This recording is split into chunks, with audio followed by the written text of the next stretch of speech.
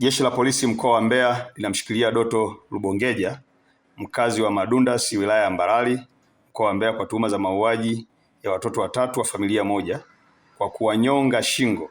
Watoto waliouawa ni Petro Amos miaka 8, Samu Amos miaka 6 na Nkamba Amos miaka 4, wote wakazi wa kijiji cha Madundasi. Tukio hilo lilitokea Januari 15, 2026 katika kijiji cha Madundasi, ambapo mtuhumiwa aliwaua watoto hao baada ya kuwakuta peke yao wakichunga ng'ombe eneo la jirani na nyumbani kwao. Baada ya kutekeleza mauaji hayo, aliiba ng'ombe 15 walizokuwa wakichunga watoto hao, kisha kuziswaga na kwenda kuzificha nyumbani kwa mjomba wake aitwaye Masoda Kurwa, anayeishi kijiji cha Madundasi B, na kuanza kutafuta mteja, ambapo alifanikiwa kuwauza ng'ombe hao na kupata fedha taslim shilingi milioni 5,100,000.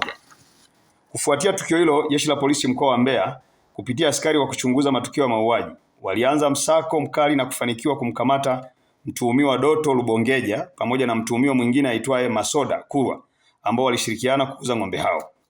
Kupitia msako huo, askari hao walifanikiwa kuwapata ng'ombe wote 15 waliokuwa wameibiwa pamoja na fedha taslim kiasi cha shilingi milioni 5,100,000 zilizopatikana baada ya kuuzwa kwa ng'ombe hao. Uchunguzi wa awali umebaini kuwa chanzo cha tukio hilo ni tamaa ya kujipatia mali kwa njia isiyo halali. Upelelezi unakamilishwa ili hatua za kisheria ziweze kuchukuliwa dhidi ya watuhumiwa. Jeshi la Polisi mkoa wa Mbeya linatoa wito kwa baadhi ya wanajamii kujiepusha na tamaa za kujipatia mali kwa njia isiyo halali na badala yake kutafuta shughuli halali kwa ajili ya kujipatia kipato halali na sio kufanya uhalifu na ukatili kwa watoto kama ilivyofanyika katika tukio hili.